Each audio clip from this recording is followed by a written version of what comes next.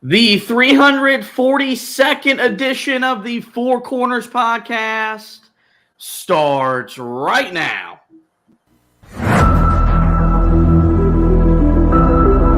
This is the Four Corners podcast.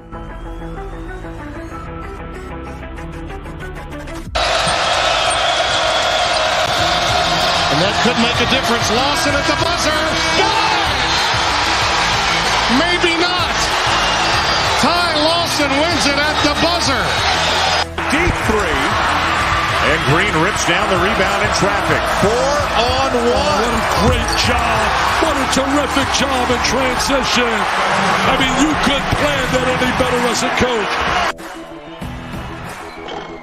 Gets the roll. Here we go. Page has it. Carolina down one. 84-83. Page into the front court with 4 seconds. Page to the rim. Got it! Got it! 9/10 of a second to go. Inbounds. Washington gets it to Warren. His full court shot. No good. Marcus Page baby. Does it for the Tar Heels. Carolina wins it. Don't force it if you're Goss. Comes in. Blocked by Meeks. Buried up ahead to Jackson. And he tucks it down for the 5-point lead. Matthews off the mark. And this year, the confetti is going to fall for North Carolina. They're not going to be denied this time. Inside 30 overall. Love, top of the key. Oh! Big time delivery. Here are your hosts, Josh Marlowe and Anthony Pagnotta. Hello and welcome to another live edition of the Four Corners podcast. Back on a Thursday night. Josh and Anthony hanging out with you in preparation for Saturday's massive game for the Heels. They'll be at Virginia in Charlottesville, a house of horrors for Carolina over the last decade or so. That game will come your way 4 p.m. on the mothership over on ESPN, and we're here to preview that game. If you're new to the live shows, what we do in previews is we tell you everything about the opponent, look at the game from the Carolina perspective, discuss something around the game, then, of course, give our keys to the game. But we start every edition of the pod, as we always do, with the pod thought of the day. And I feel like over the history of the pod, we have used this one. But I think it's a very adequate one, and it's one that I think really does apply to where Carolina is and where they've gotten to so far this season. It's from the GOAT, Michael Jordan, and his thought is, quote, "Get the fundamentals down and the level of everything you do will rise." And, you know, something that we've talked a lot about over the years is Carolina not doing the little things, whether it was a bounce pass or a box out or whatever it was, something that you've heard a Hall of Fame head coach like Rick Pitino go on a massive rant about his team on Sunday night when his St. John's team blew a lead against Seton Hall.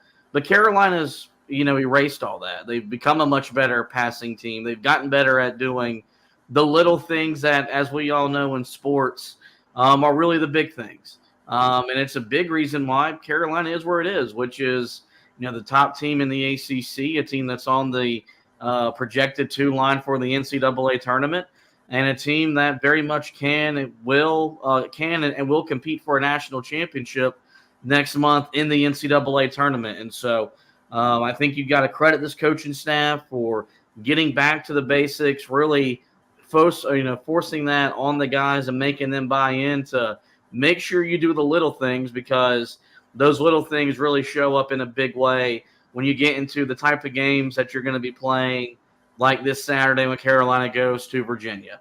And with Virginia losing, on Monday, first place isn't necessarily – it's not on the line anymore. Carolina is a game and a half in front of Virginia, but still a massive game for Carolina. Like, if they win this game, it's easier to see the Heels – winning an ACC regular season championship. Right now, they're like at 62%, according to I forget what metric it was that projected the rest of the ACC season, where Duke is 63%.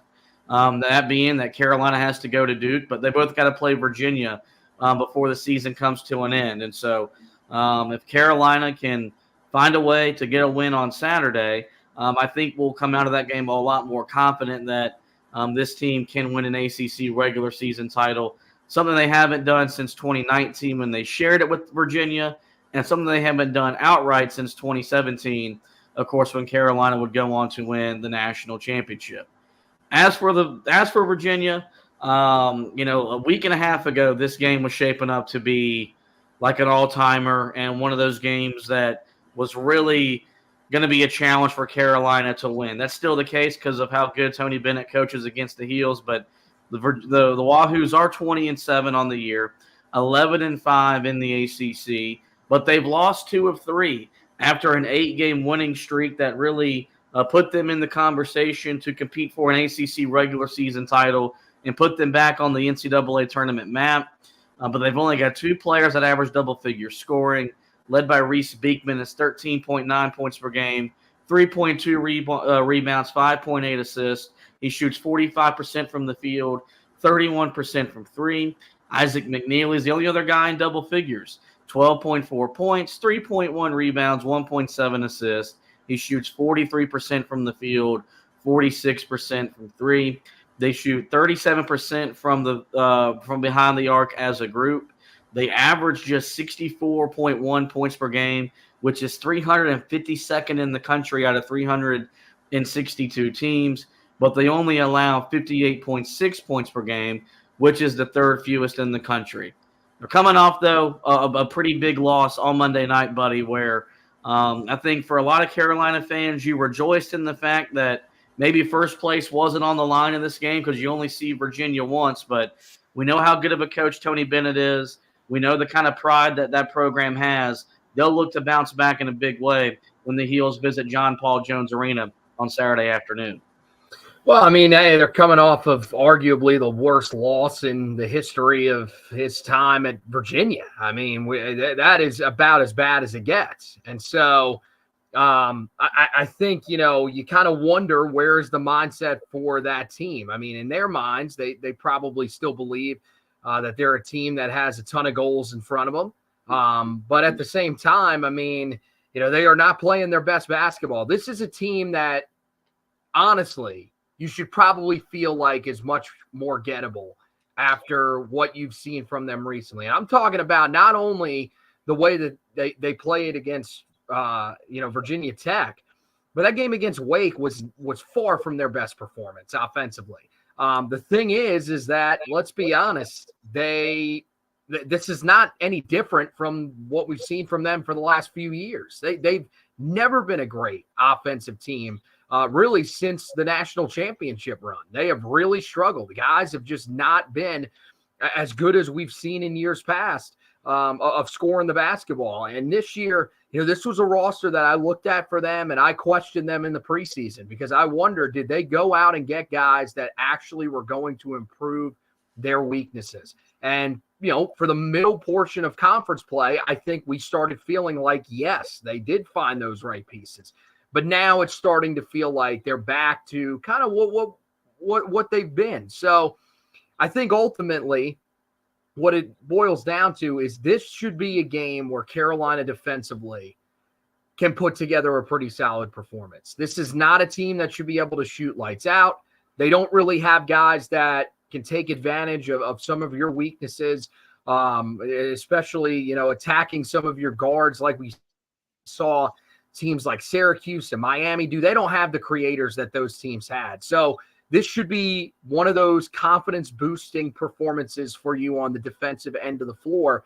But offensively, yeah, you got to be ready for a battle, because this is a team that if you do some of the things that we've seen Carolina do at times here recently, turn the ball over a lot, have an inefficient night from the field, then yeah, it could be a little bit tough for Carolina to come away with a victory in this game. But this is a team that feels much more gettable here, as opposed to when we sat here and would have broke this game down, as you said, a week and a half ago. Yeah, no, I think when you look at the fact that Pittsburgh has played really well since the first half of the conference season, but Pittsburgh went in there and beat them. Wake Forest took them down to the wire, and those are 2 teams that Carolina has beaten you feel pretty confident that Carolina can go in there and win. And kind of my message has been, leading up to the game is, if Carolina is the team that I think they are, and most of us still believe they are, this is the type of game that you go and win. You're 6-2 on the road, so you've been able to, for the most part, escape, losing or getting beaten on the road. And so you got to find a way to do that. Once again, in this game, this is not a game where, to me, it doesn't matter. It doesn't matter how it looks. It's if you score more than them, frankly, that's all that matters. Just because it's been so long since you've won there. 2012 is a long time for a program like Carolina to be winless at, considering how frequently they go there. And so there's going to be a motivation to end that streak, and also I don't like having to bring this up. Virginia's still in the tournament, but if they lose this game, they lose to Duke, and then they get bounced in round one of the ACC tournament, they're not just going to be a team that's going to be secured come Selection Sunday. That's ludicrous when you look at the 20-7 record and 11-5 in a power conference, but that's the state of the ACC right now.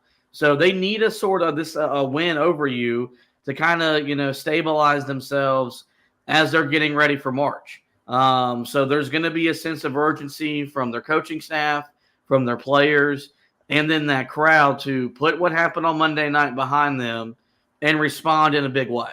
And so I think it's why, in the moment when I was watching Virginia Tech just pummel Virginia, there was somewhat of an enjoyable aspect to it.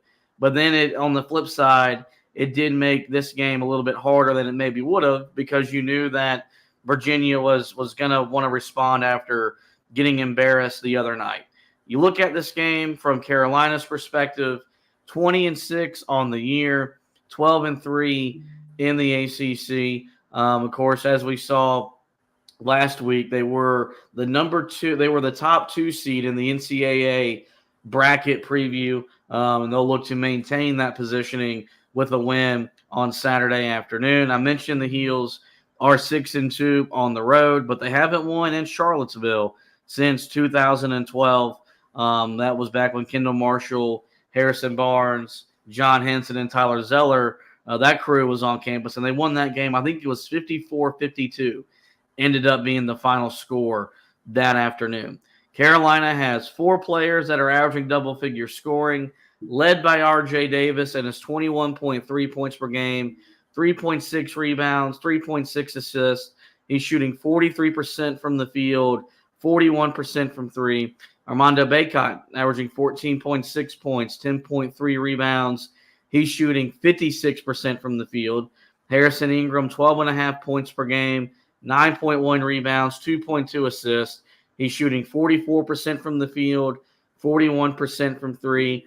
And Cormac Ryan, averaging 10.8 points, 3.0 rebounds, 1.4 assists. And after 2 really good shooting nights, he's shooting 37% from the field and 32% from three. And so you look at Carolina, and the one thing that you're automatically going to look at is their point per game average as compared to Virginia.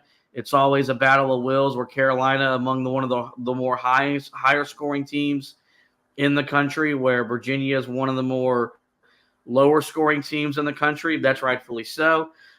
Because of the possessions, Virginia not a great rebounding team. Carolina 9th in rebounding at 41.1 rebounds per game.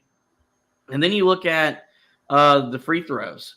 We talk about this stat a lot. Virginia only commits 13 fouls per game. That's the fewest in the country. Meanwhile, Carolina averages 18 free throws. That's the 11th most, or they average making 18, and they average attempting 23.9. That's 19th most.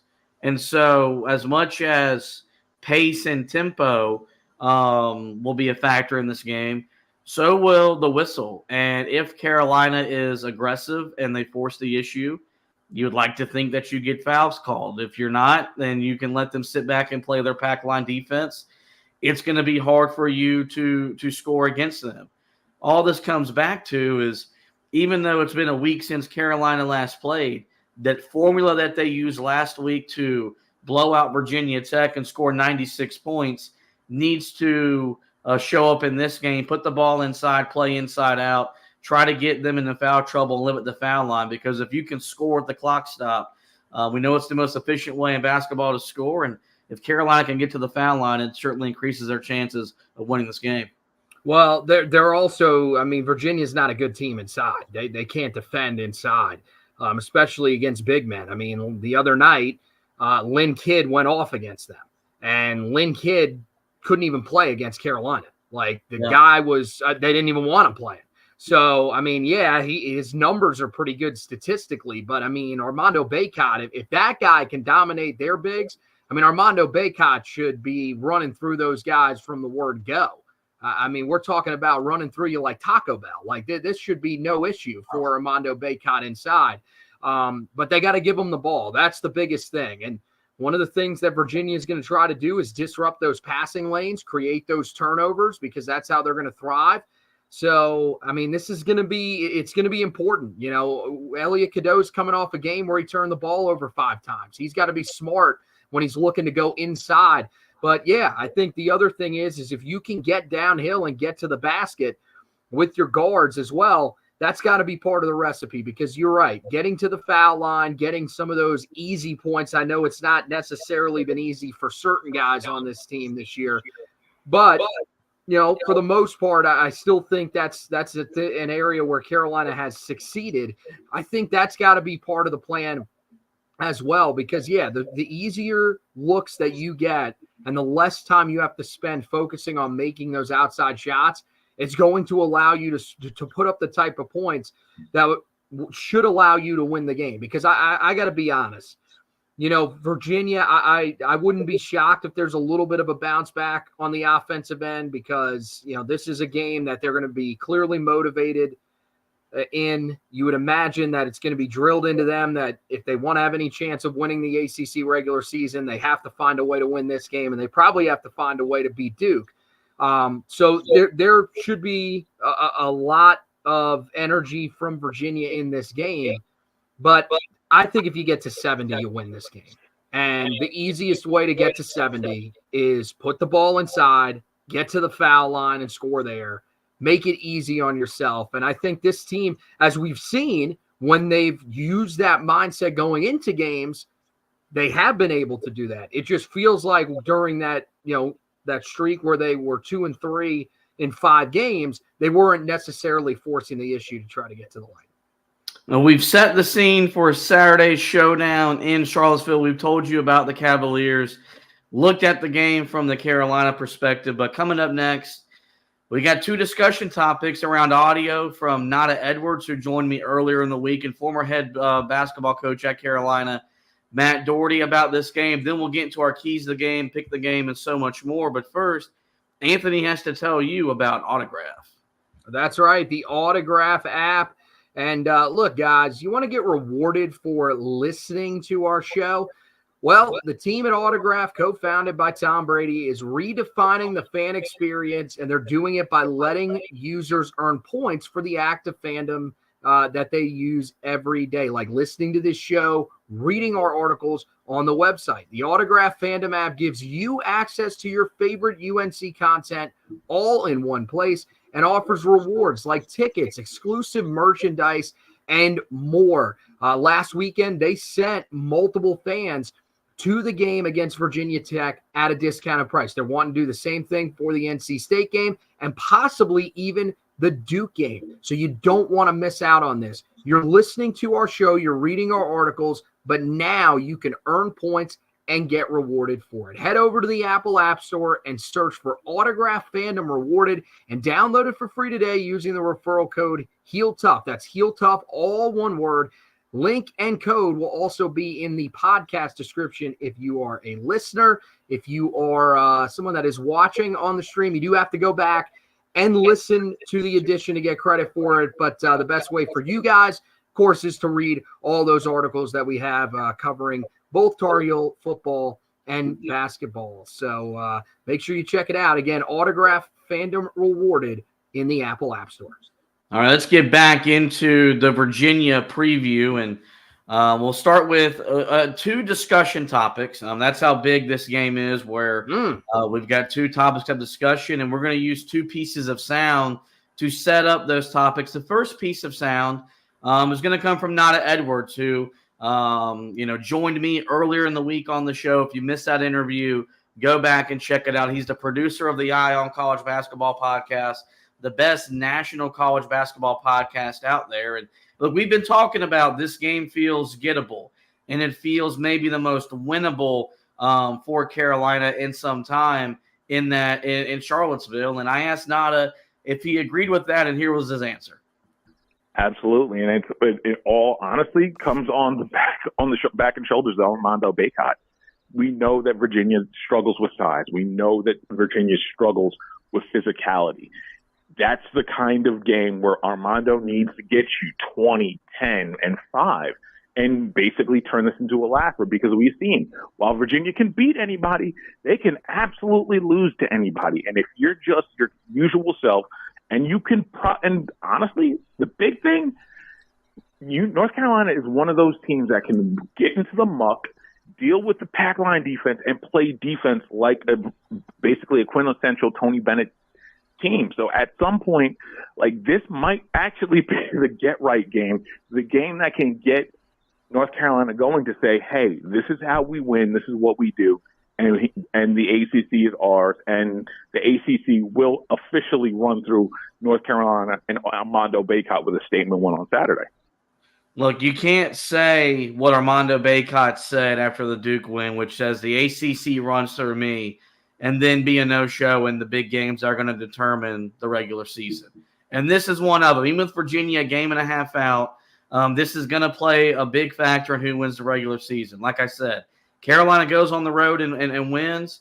It feels like they've got a little bit more room, more margin for error down the stretch, where the pressure will be on Duke to pretty much match them.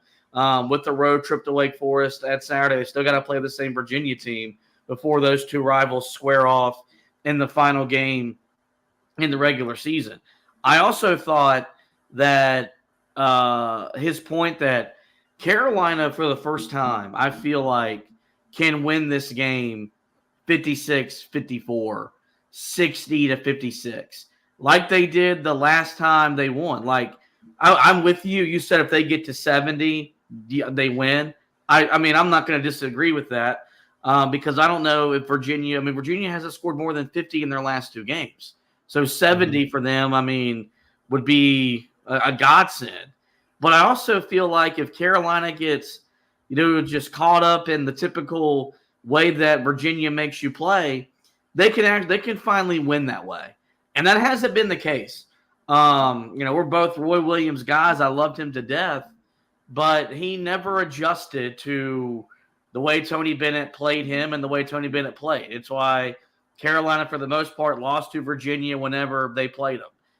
They beat them pretty handedly in 2017, but, outside of that, it wasn't a lot of fun results against Carolina or against Virginia. Last year, Hubert Davis beat Virginia. The second last week of the regular season. They blew them out, but they kind of did it playing Virginia's game. And I do feel like Carolina is built with the way that they can defend and rebound to go on the road and play a game and win the game in the mid-50s if they have to.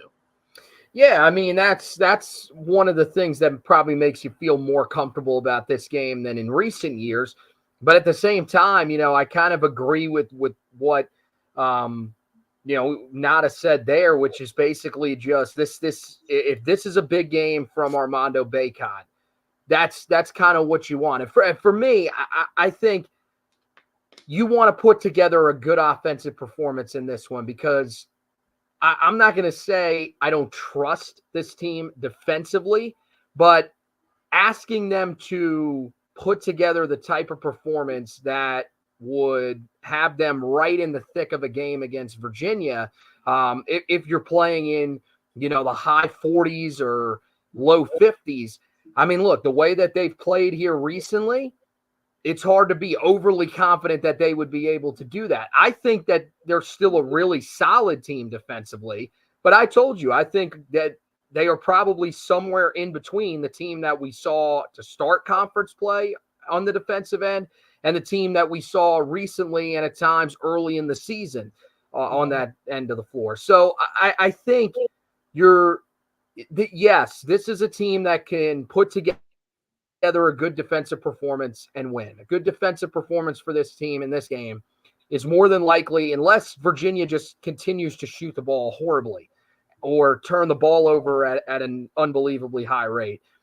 A good defensive performance would be holding this team to 60. And then if you're Carolina, to me, if you can put together, and I think getting to 70 would be an outstanding performance offensively against this Virginia defense, then I think you're going to have a real chance to win this game. I mean, I got to tell you, I loved everything that Nada said there. The one thing that shocked me is I don't know even if Armando puts up 20, 10, and 5. Now, I'm assuming 5 means 5 blocks, although with Armando, the way he's been sharing the ball, 5 assists wouldn't be out of the question either.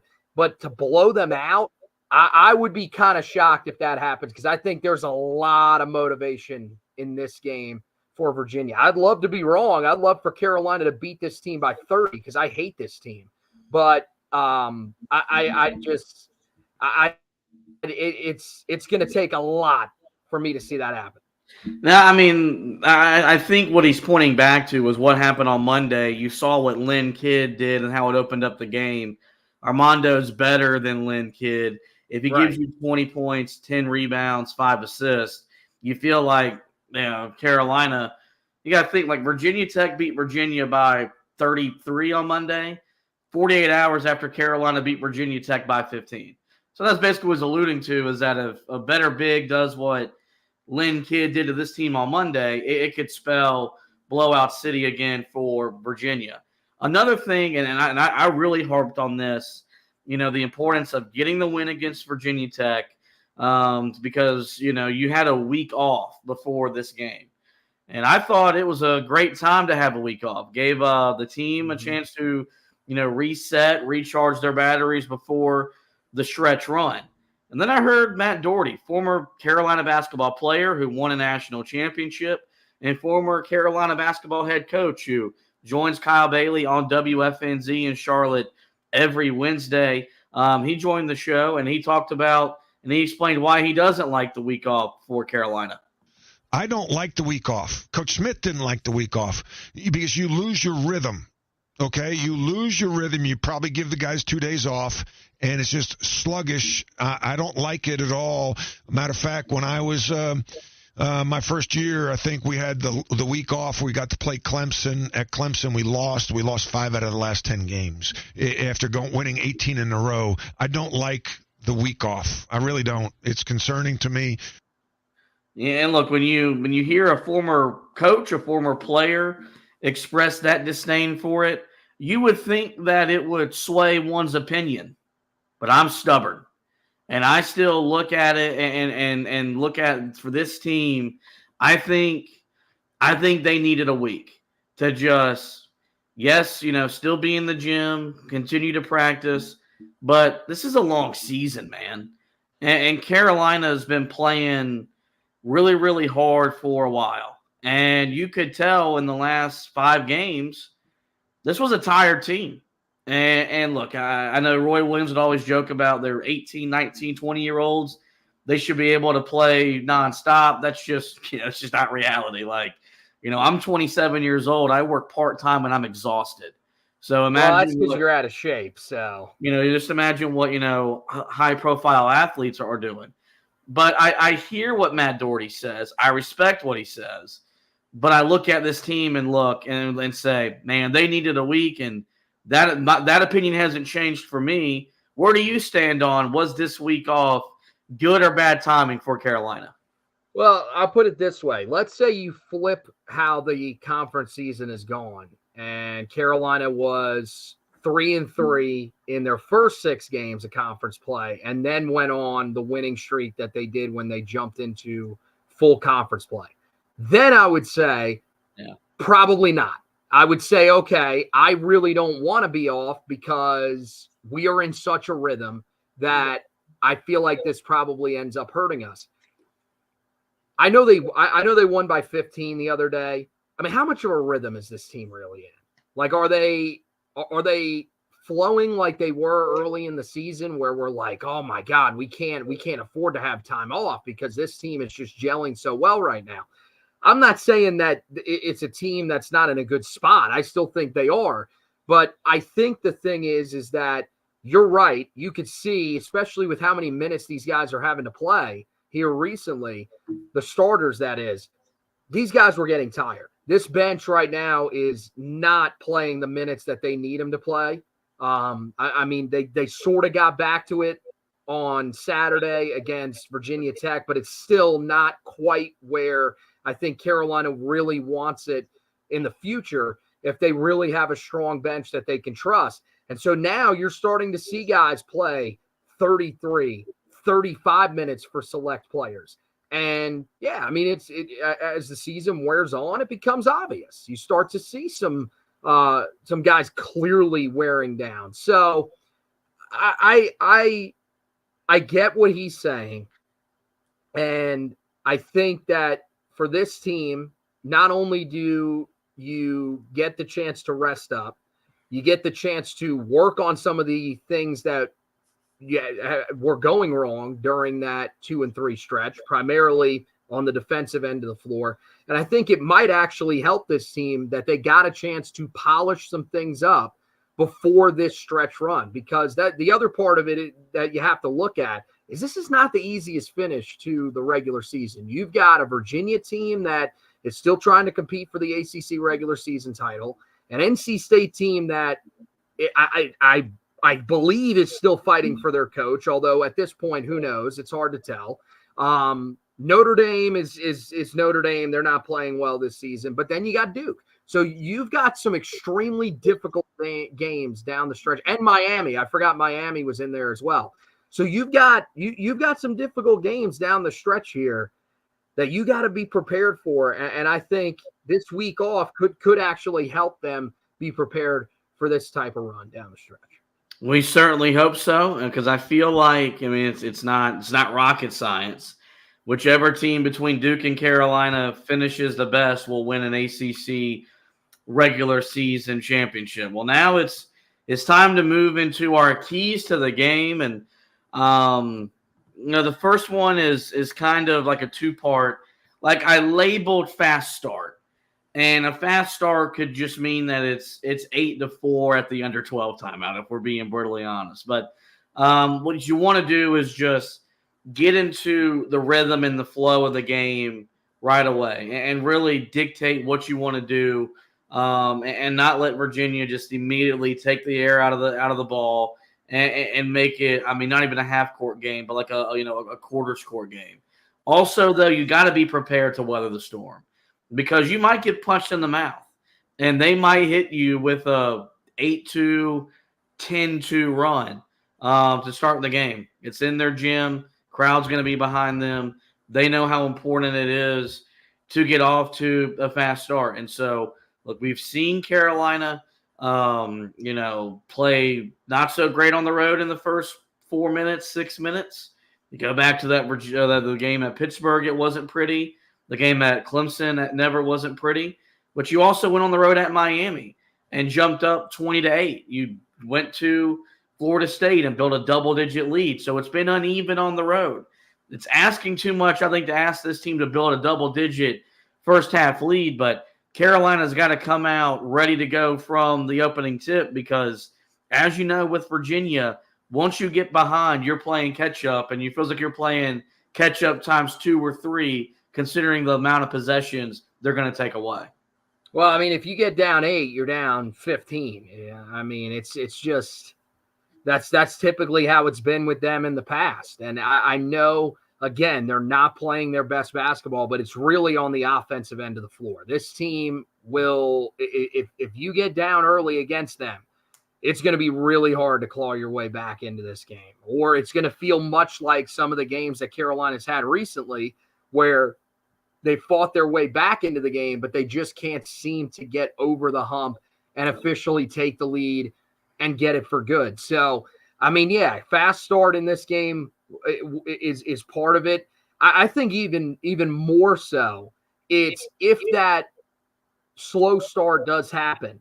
I mean, you got to limit it. It can't get. I mean, if you're down 15-2 like you were to Clemson, I mean, it's probably over. Like, I got to be honest with you, it's going to be hard to claw back from that. But the thing is look, even if you don't get off to a good start offensively, maybe it's a little bit ugly. Maybe it's like, you know, you go to the under 16 timeout and it's 4-2, but you're like 1 of 8 from the field or something like that. It's about specifically for Armando Bacot and RJ Davis, do not panic. Do not say, well, this is the same thing that we've seen in our time here whenever we have to go on the road to this place. This is a team that is still going to give you opportunities to find a way to beat them because they're just not that good on the offensive end of the floor. So, yeah, I want to see him get off to a fast start. I'd love to see him come out and punch Virginia in the mouth.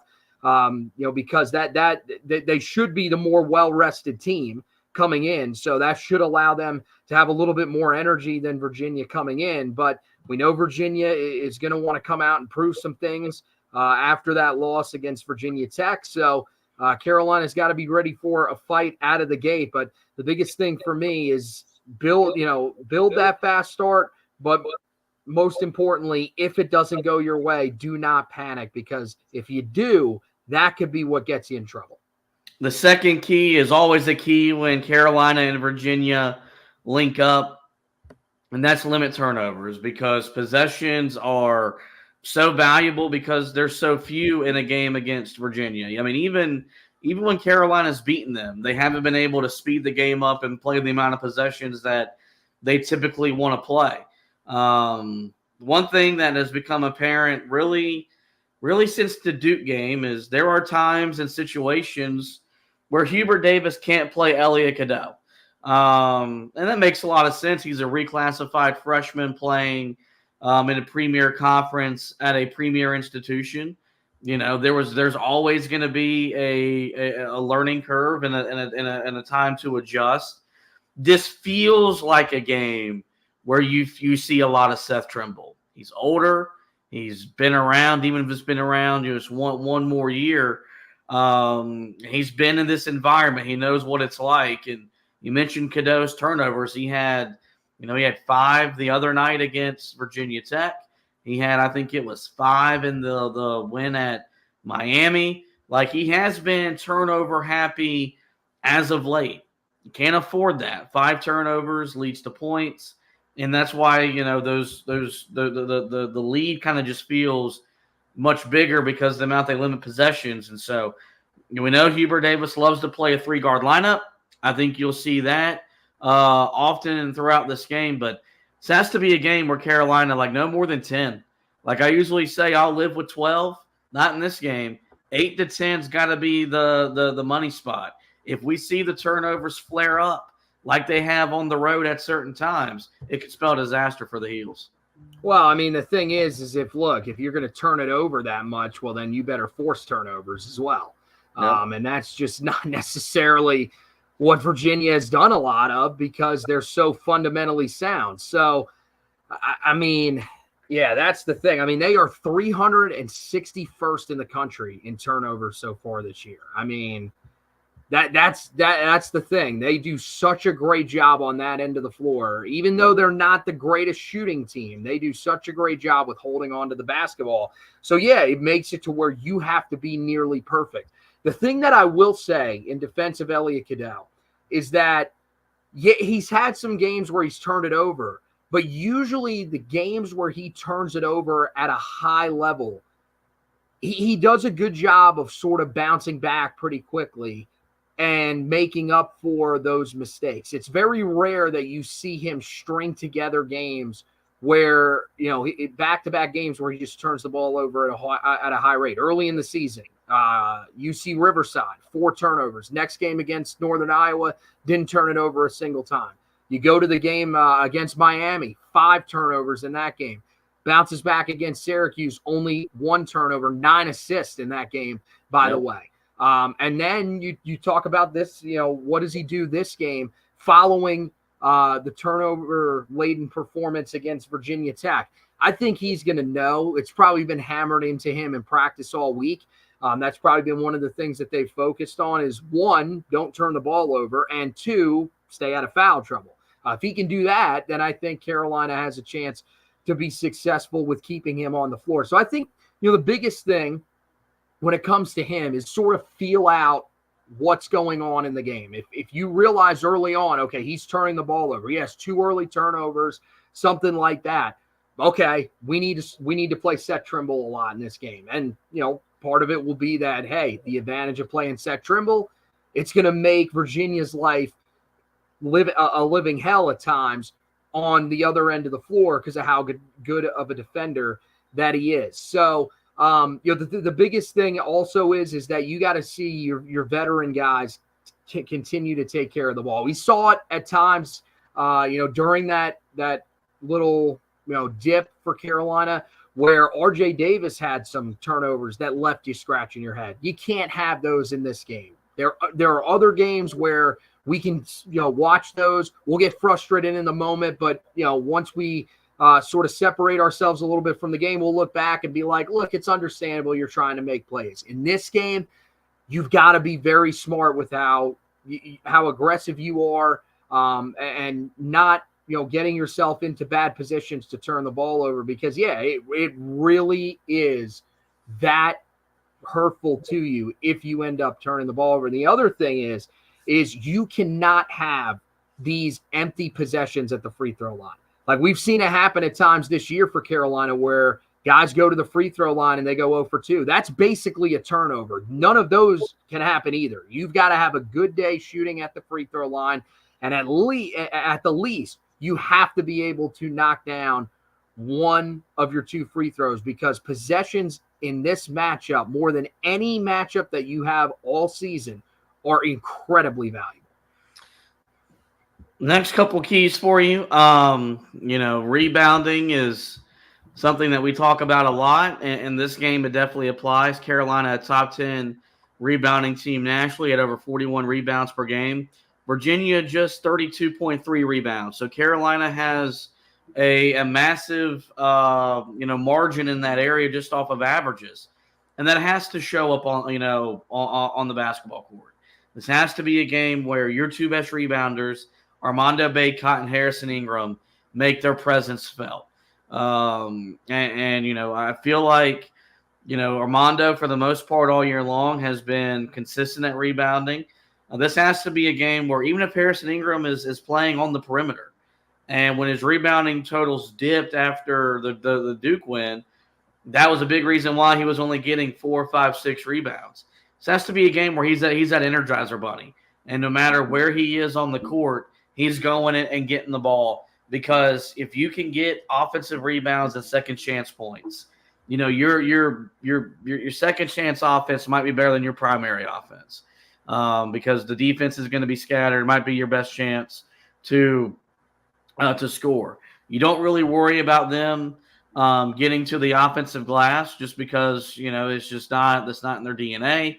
It's not something that they focus because they want to get back, set their defense, and play you in the half court. And so this has to be a game where you want to dictate tempo and pace as much as you can. The best way to do that is to rebound the ball, and Carolina needs their 2 best guys, Bacot and Ingram, to be at their best on Saturday afternoon. Yeah, and look, this is a game that honestly, if you look at it statistically, lines up very well with last Saturday. Carolina against a team that they should have absolutely dominated on the glass, they dominated them. This team, more times than not, the lineup that you're going to see on the floor, the tallest guy that will be out there is Ryan Dunn, who is 6'8". So there should be absolutely no issue rebounding the ball in this game. I think one of the big things that can help Carolina in this area is the fact that you saw Harrison Ingram sort of return to the guy that we saw during that run for Carolina into that Duke game on the glass. He was everywhere the other day. 17 rebounds. What was it? 12 of them in the first half.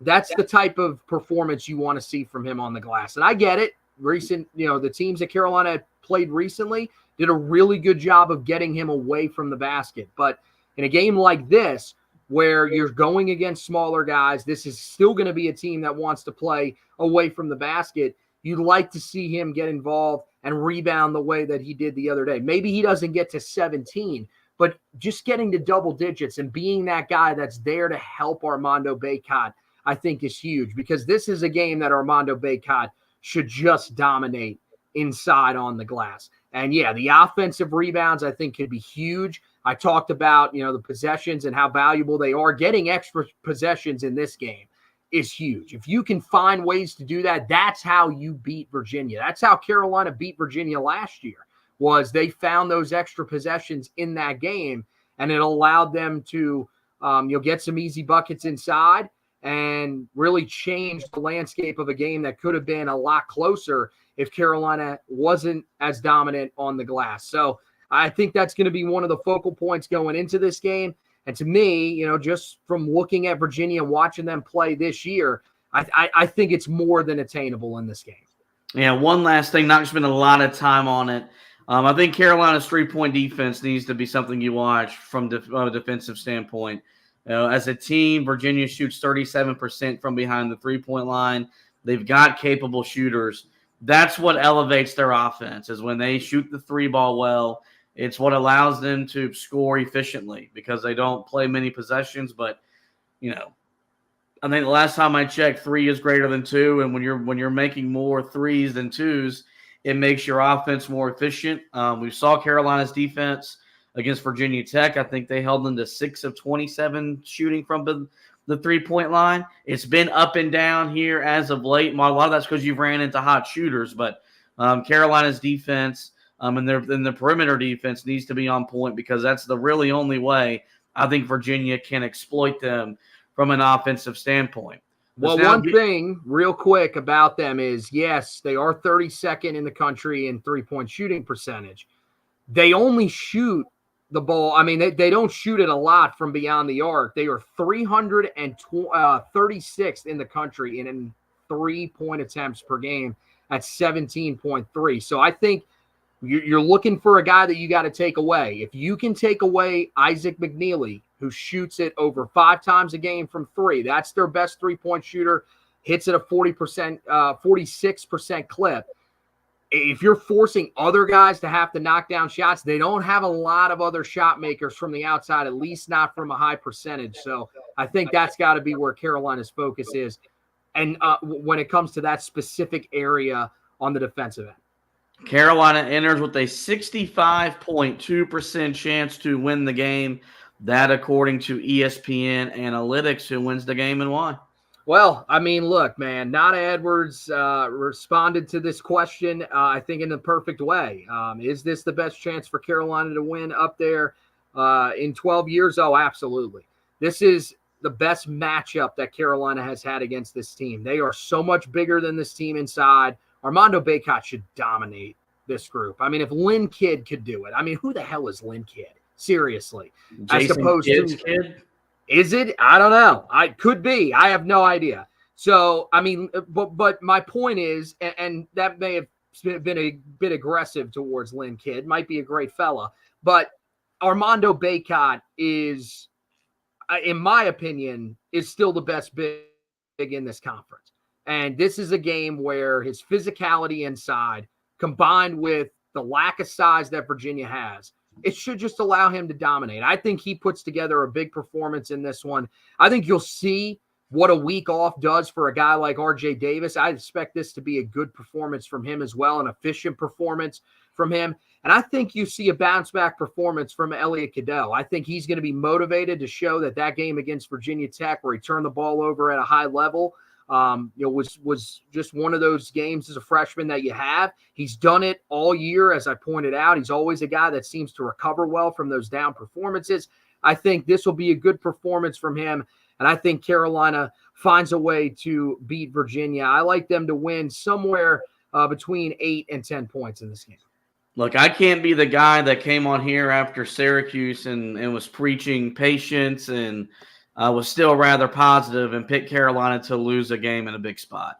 That was also the way you justified picking them in the last game. So is this going to be the way you justify picking them in every game the rest of the season? No, I mean, Okay. I just wanted to check. I trust this team. This is why I like being old, is for these types of moments, because I think they're going to be aware of what's at stake, and I think they'll be aware of, the consequences, if you will, if they lose this game.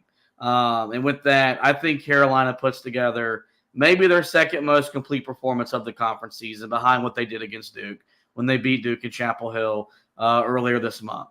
I think Carolina wins. And I think it'll be a game that we'll feel really, really positive about. And maybe people that jumped off the bandwagon after the Syracuse win, maybe they want to get back on the wagon and say this team can finish first in the ACC, make a deep run in the NCAA tournament. And so I've got Who are these people? I've got a sneaky good feeling Carolina plays at a high level. And I think they pick up a big win on the road this Saturday in Charlottesville. Well, no matter what happens, we'll have you covered. HeelToughBlog.com, where they're getting you ready for the game with the Virginia preview. That'll be live on the site on Friday. And, of course, shortly after the game goes final, I'll have a recap of the game posted as I continue to take you through the basketball season. A lot of recruiting news on the website for Mack Brown and Carolina football. Anthony has you covered with the latest. And just around the corner is NFL draft stuff, the combine next week, pro days. Make sure you're staying locked in as a bunch of Carolina guys prepare for their NFL career. So make sure you stay locked in. HeelToughBlog.com, latest Carolina basketball, Tar Heel football coverage. As for the podcast, guys, you know where to find us.